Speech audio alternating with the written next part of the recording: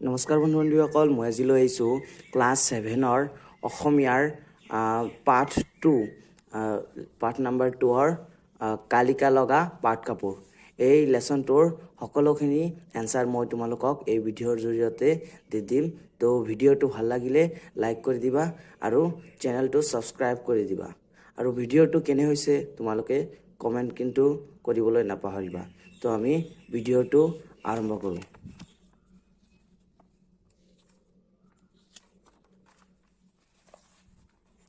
তো প্ৰথমতে চোৱা কি আছে, 1 নম্বৰখিনিতো নালাগে, 2 নম্বৰত আছে উত্তৰ দিয়া।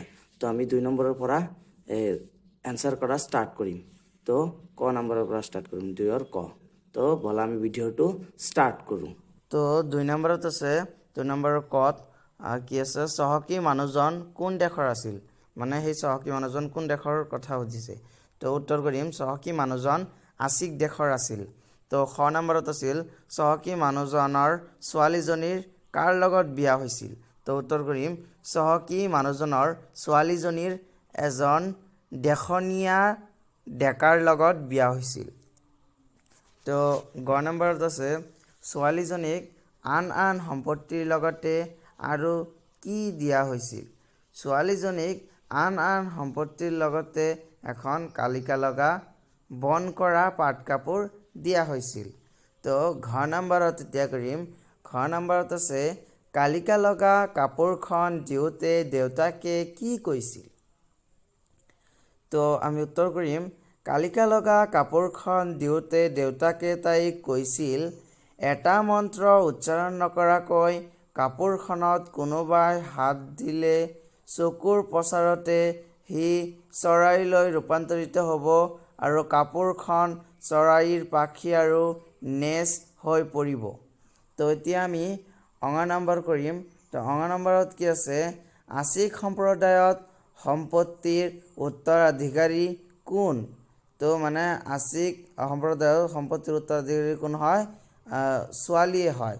তো উত্তৰ আছিক সম্প্ৰদায়ৰ ছোৱালীবোৰ সম্পত্তিৰ উত্তৰাধিকাৰী হয়। তো 6 নম্বৰত আছে ছোৱালীজনীয়ে কাপোৰখন ৰ'দত মেলি দি কলৈ গৈছিল।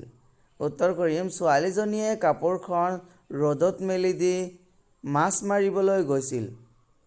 তো 6 নম্বৰত আছে কাপোৰখন চুই দিয়াৰ লগে লগে গিৰিয়েকজন কিহলৈ ৰূপান্তৰিত হ'ল।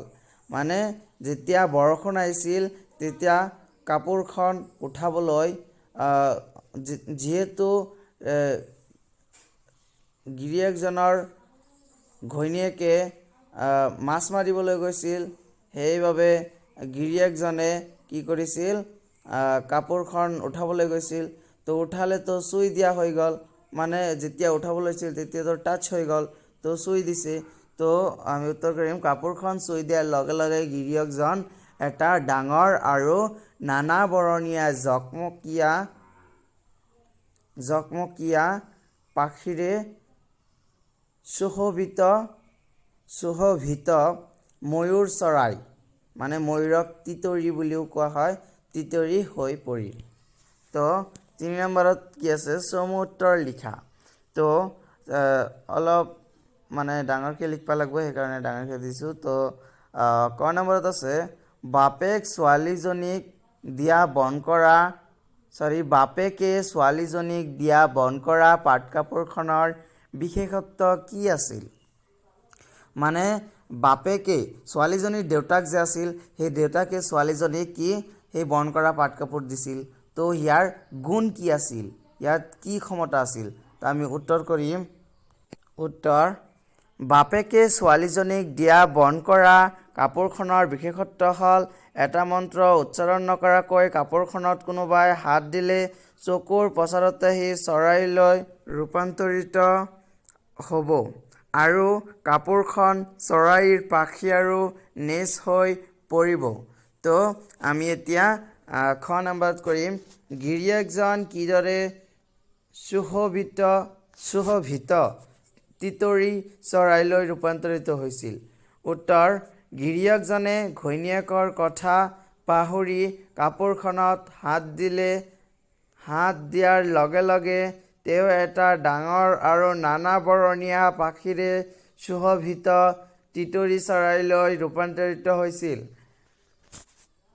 তো ইয়াতে কি কৈছে যে গিৰিয়েকজনে ঘৈণীয়েকৰ কথা, ঘৈণীয়েকে যে কৈছিল ইয়াতে মন্ত্ৰ উচ্চাৰণ নকৰাকৈ হাত দিলে কি হৈ যাব, টিটৰি হৈ যাব, মানে ময়ূৰলৈ ৰূপান্তৰিত হ'ব। তো গিৰিয়েকজনৰ সেইটো মনত নাছিল, সেইকাৰণে গিৰিয়েকজনে হাত দি পেলাইছিল কাপোৰ উঠাওঁতে আৰু ময়ূৰলৈ ৰূপান্তৰিত হৈ গৈছিল। তো এতিয়া আমি কৰিম গ নম্বৰত কি কৈছে, গিৰিয়েকজনে কাপোৰখন চুই দিয়া দেখি ঘৈণীয়েকে কি কৰিলে আৰু শেষত তাইৰ কি হ'ল। মানে গিৰিয়েকজনে যেতিয়া কাপোৰখনত টাচ কৰিলে তেতিয়া ঘৈণীয়েকজনে কি কৰিলে, তো আৰু তাৰপিছত এই ঘৈণীয়েকজনৰ কি হ'ল।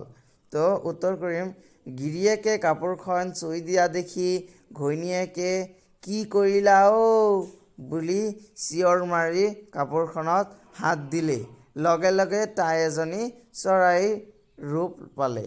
মানে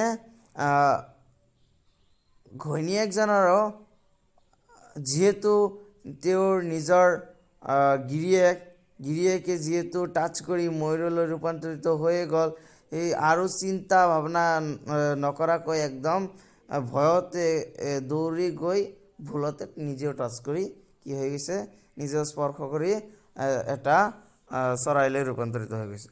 তো এতিয়া আমি কি কৰিম 4 নম্বৰ। তো 4 নম্বৰত আছে তলৰ শব্দবোৰৰ অৰ্থ বাকচৰ পৰা বাছি উলিয়াই লিখা। তো আমি উত্তৰ কৰিম, প্ৰচলিত কি হয়, চলি থকা। দেখনীয়াৰ মানে কি, সুঠাম আৰু দেখিবলৈ ধুনীয়া। চহকী মানে ধনী। সুশোভিত মানে সুসজ্জিত। সৰহ মানে বহুত। তো এইখিনি এই লেচনৰ এনচাৰ, আৰু বেলেগ নালাগে, এইখিনি তোমালোকৰ নাহে। তো এইখিনিলৈ পৰীক্ষাত আহিব। চ' ভিডিঅ'টো ইয়াতে আছিল। চ' থেংকছ ফৰ ৱাচিং মাই ভিডিঅ'ছ। Bye bye.